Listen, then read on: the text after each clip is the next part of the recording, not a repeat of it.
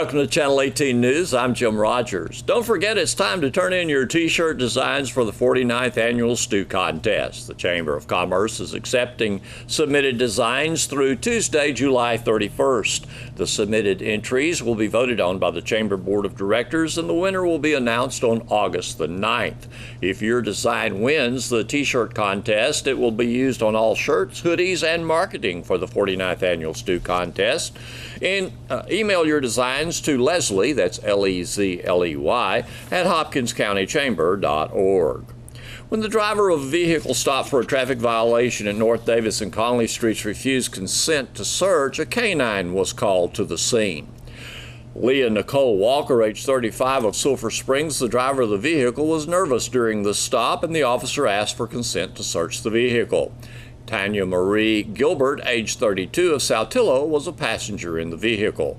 The canine alerted on the vehicle. The officer conducted the search, and he located a crystal-like substance believed to be methamphetamine. On the passenger's person, the officer also found methamphetamine. Walker is charged with possession of a controlled substance, penalty group 1, more than 4 grams but less than 200 grams in a drug-free zone. That's a felony 2. She's being held in Hopkins County Jail on a $25,000 bond. Gilbert is charged with possession of a controlled substance, penalty group 1, more than 4 grams but less than 200 grams in a drug-free zone, a felony 2, and with possession of a controlled substance, penalty group 1, less than 1 gram in a drug-free zone, a felony 3. Gilbert is held in Hopkins County Jail on a total of $45,000 in bonds. 2 local men were arrested during a traffic stop at the 113 eastbound mile marker on I-30 when Cumbie police located a small amount of suspected cocaine in the center cup holder of a 2009 Dodge Charger. The vehicle was stopped due to a light out over a temporary tag for a license plate. Jose Angel Valdez, age 22, of Sulphur Springs, was arrested for possession of a controlled substance, penalty group 1, less than a gram. Jorge Gilberto Perez Gomez, age 24, of Sulphur Springs, was also arrested on the same charge. Both are in Hopkins County Jail. Sulphur Springs Independent School District has announced the 2018-2019 Meet the Teacher events and pickup schedule. New to district students should be enrolled prior to Meet the Teacher events so that a classroom assignment and our middle school schedule will be ready. Parents may complete enrollment documents at the following locations: Douglas Early Childhood Learning Center, 600 Calvert Street. That's for Head Start 3, Head Start 4, and pre-kindergarten students. Sulphur Springs Independent School District Administration Building, 631 Conley Street, for kindergarten, transitional first grade, first, second, or third grade students. Sulphur Springs Elementary School at 829 Bell Street for 4th and 5th grade students, and Sulphur Springs Middle School at 835 Wildcat Way for 6th, 7th, and 8th grade students. Parents of returning students should complete all registration documents online prior to Meet the Teacher. 7th grade students must have all their shot records updated, and teacher assignments and middle school schedules may not be ready for students who have not registered online. For more information about Meet the Teacher with dates and times, and more information about schedule pickup for freshmen, fish camp, and high school, along with middle school, see KSSTradio.com for the complete list. Here's a NOLA with a story on the Sulphur Bluff George Dorner 42 tournament. The Memorial George Dorner 42 tournament is a 5-year tradition at Sulphur Bluff, and the 2018 tournament was held on Saturday, July 21st.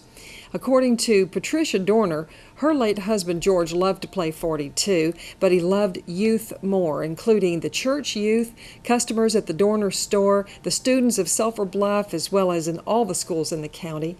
George was a Christian mentor for them, and at his passing 5 years ago, his family decided to organize the annual George Dorner 42 tournament, and proceeds to be set aside to purchase Bibles for the graduating class of Sulphur Bluff High School.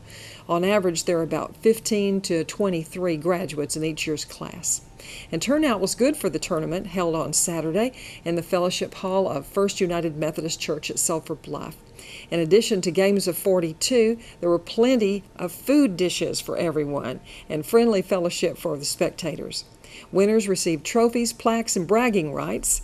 Here are the 2018 winning teams. First place, John Perkins and Brenda Grable.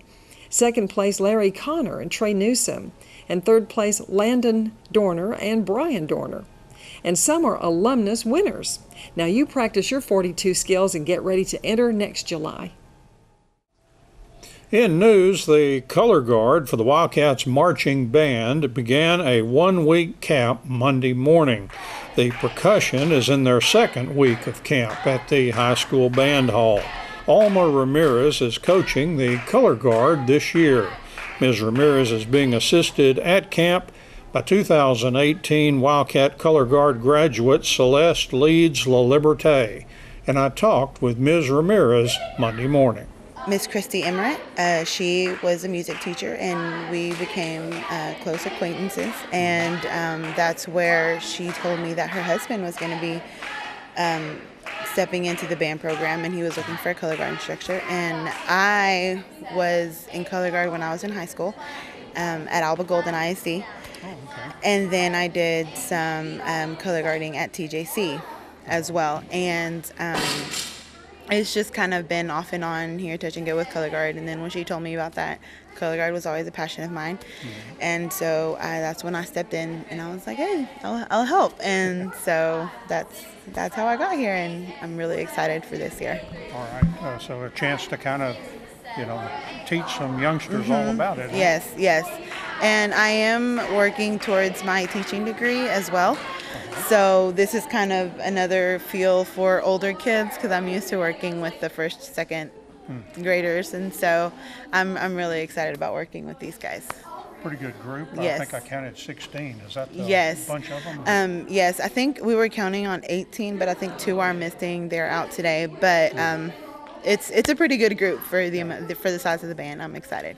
What do you think about this? Have you seen much of the show, or have they kind of given you a concept? I got the concept. The theme this year is called The Grid. Mm-hmm. And so he told me the concept, what he was looking for, what he was expecting out of the color guard, and he kind of laid out what it was going to look like, the special effects here and there.